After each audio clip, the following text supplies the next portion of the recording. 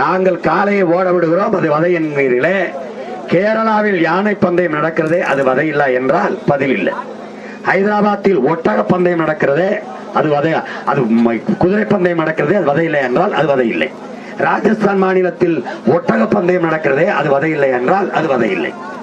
இந்திய ராணுவத்தில் குதிரைப்படை ஒட்டகப்படை இருக்கிறதே, அது மலை முகடுகளில் ஏறி பனி பொழிவுகளை ஏறி சண்டை போடுகிறதே, அதற்கு வதத்தை நீங்கள் பயிற்சி கொடுப்பது இல்லையா? அந்த சண்டை ஓடும் போது அது சாகிறதே, அது வதை இல்லையா என்றால் அதற்கு பதில் இல்லை. இவ்வளவு வதைகள் இருக்கிற போது என் அன்பிற்குரிய சொந்தங்களே, நம் காளையை மட்டும் வதை என்று சொல்வதற்கு காரணம், நமது நாட்டு மாட்டு இனத்தை, நமது காளைகளை அழித்து விட வேண்டும். நாட்டு மாட்டு காளைகளை அழிப்பதன் மூலம் நாட்டு மாட்டு இனத்தையே அழித்துவிட முடியும், அழித்துவிட வேண்டும் என்கிற நோக்கத்தில் தான் இந்த தடை நம் மீது சுமத்தப்பட்டது.